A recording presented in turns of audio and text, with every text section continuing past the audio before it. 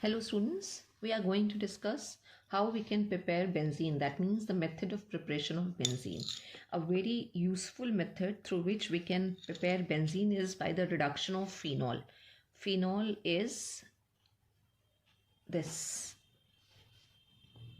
right? Aromatic alcohol होता है phenol. C6H5OH is the formula and this is the structure. और जब हम इसे जिंक के साथ, ठीक है, जिंक यहाँ पे रिड्यूसिंग एजेंट की तरह बिहेव कर रहा है, तो अगर जिंक की हेल्प से हम ये मेथड कर रहे हैं तो what will happen, phenol will get reduce to benzene. Zinc reducing agent की तरह है, ये इसको रिड्यूस करेगा और खुद ऑक्सीडाइज हो जाएगा, राइट? तो इसको रिड्यूस करेगा और खुद ऑक्सीडाइज हो जाएगा. क्या करेगा, यहाँ से जो OH है ये O यहाँ से रिमूव कर देगा and we will gate C6H6 या बेंजीन मिल जाएगा हमको. प्लस जो जिंक है रिड्यूसिंग एजेंट वो खुद ऑक्सीडाइज हो गया and we will get ZNO. This is a useful method through which we can convert phenol to benzene. Another method is a name method and that is decarboxylation method. और यहाँ जो हम decarboxylation करेंगे वो हम aromatic compounds का करेंगे. Decarboxylation और किसका हो रहा है, decarboxylation of aromatic salts, right? aromatic acids के हमने salt बना रखे हैं, aromatic salts. और डीकार्बोक्सिलेशन को हमने मीथेन में भी पढ़ा था कि किस तरह से हम मीथेन प्रिपेयर करते हैं. हम यहाँ पे जो सॉल्ट ले रहे हैं वो हमने बेंजोइक एसिड का सॉल्ट लिया है और बेंजोइक एसिड का जो हम सॉल्ट ले रहे हैं वो है sodium benzoate, right? Sodium benzoate लिया. सोडियम बेंजोएट किस तरह से प्रिपेयर किया होगा, बेंजोइक एसिड को NaOH के साथ रिएक्ट कराया तो सोडियम बेंजोएट का फॉर्मेशन हुआ. और डीकार्बोक्सिलेशन मेथड में हम क्या करते हैं, जो फैटी एसिड्स के सॉल्ट्स होते हैं उनको हम सोडा लाइम के साथ ट्रीट कराते हैं. सोडा लाइम क्या है, NaOH और calcium oxide. Calcium oxide, NaOH is hygroscopic in nature और कैल्शियम ऑक्साइड क्या करता है, इस NaOH को ड्राई रखने का काम करता है. तो यहाँ पे कैल्शियम ऑक्साइड का ये रोल है. कैल्शियम ऑक्साइड जिसको हम क्विक लाइम भी कहते हैं.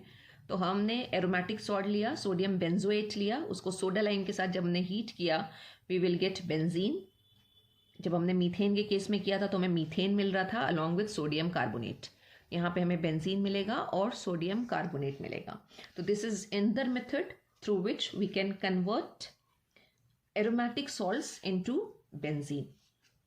एक और मेथड है कि अगर हमारे पास क्लोरोबेंजीन हो तो क्लोरोबेंजीन का रिडक्शन करके भी हम बेंजीन को ऑब्टेन कर सकते हैं. क्लोरोबेंजीन का मतलब हुआ C6H5Cl, यानी एक हाइड्रोजन हट गया और उसमें Cl लग गया. तो दिस इज क्लोरोबेंजीन. अगेन हम कोई रिड्यूसिंग एजेंट यहाँ पे यूज कर लेंगे जो नेसेंट हाइड्रोजन प्रोवाइड करने का काम करेगा.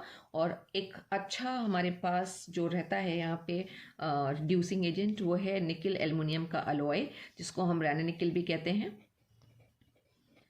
NaOH की प्रेजेंस में हम इस रिएक्शन को करा रहे हैं. रिडक्शन होना है, राइट? रिडक्शन का मतलब एडिशन ऑफ हाइड्रोजन होगा, हाइड्रोजन जुड़ जाएगा और C6H5 में जब हाइड्रोजन जुड़ेगा तो हमें क्या मिलेगा, C6H6 या बेंजीन मिल गया. प्लस Cl में भी हाइड्रोजन जुड़ेगा तो वी विल गेट HCl. और इसी रिएक्शन को हम एक दूसरी तरह से भी कर सकते हैं कि अगर हमारे पास ये क्लोरोबेंजीन है तो इसका अगर हम ग्रिग्नार्ड रिएजेंट का फॉर्मेशन कर लें तो कैसे होगा ग्रिग्नार्ड रिएजेंट का फॉर्मेशन. C6H5Cl हमने लिया और उसको हम मैग्नीशियम मेटल के साथ अगर रिएक्ट करा रहे हैं इन ड्राई ईथर, तो हमें यहाँ पे क्या मिल जाएगा, हमने कहा हमें क्या मिलता है. पहले जब हमने पढ़ा था इसको एलिफैटिक हाइड्रोकार्बन्स में तो एल्काइल मैग्नीशियम हैलाइड की बात करी थी. अब हमें मिलेगा phenyl magnesium halide. Phenyl is C6H5, magnesium और यहाँ पे हैलाइड लगा हुआ है Cl, तो ये बन गया फिनाइल मैग्नीशियम क्लोराइड. और आप सिंपली इसे हम ग्रिग्नार्ड रिएजेंट भी कह सकते हैं. ये हमारा ग्रिग्नार्ड रिएजेंट है और इसकी अगर हम हाइड्रोलिसिस करा दें तो हमें पता है हमें क्या मिलते हैं, हाइड्रोकार्बन्स मिलते हैं. तो हमने इसकी हाइड्रोलिसिस करा दी, वी विल गेट C6H6 आ जाएगा प्लस मैग्नीशियम हाइड्रोक्सी और क्लोराइड का फॉर्मेशन होगा, राइट? तो एक और हम मेथड कह सकते हैं, this can B fourth method, कि हम ग्रिग्नार्ड रिएजेंट से भी प्रिपेयर कर सकते हैं. ग्रिग्नार्ड रिएजेंट को हम बेंजीन में कन्वर्ट कर सकते हैं.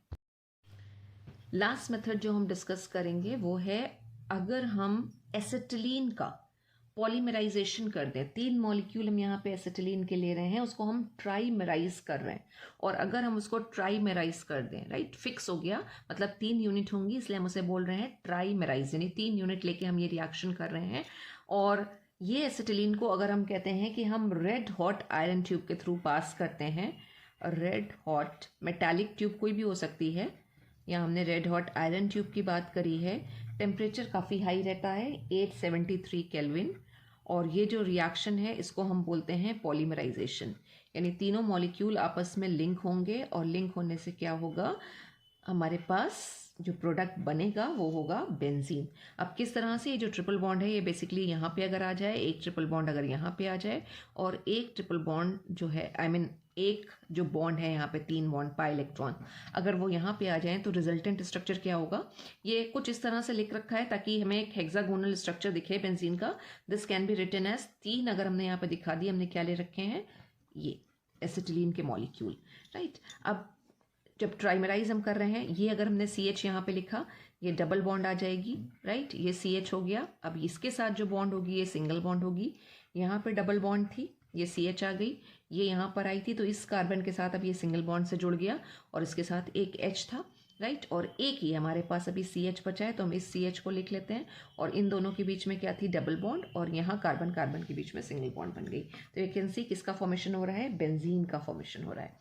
और इसको हम और कैसे लिख सकते हैं, दिस वे, ऐसे ये बनाया, और जो पाई इलेक्ट्रॉन्स हैं उनका हम डीलोकलाइजेशन दिखा दें, तो ये डॉटेड डॉटेड ये पाई इलेक्ट्रॉन पूरे रिंग में मूव कर रहे हैं, तो हम डॉटेड लाइन से इसका डीलोकलाइजेशन दिखाते हैं। तो this way benzene is form कैसे, by the trimerization of acetylene, यानी कि when acetylene is pass through red hot metallic tube, acetylene polymerize कर जाती है और बेंजीन का फॉर्मेशन होता है। तो these are some important reactions through which we can prepare benzene. Thank you so much students.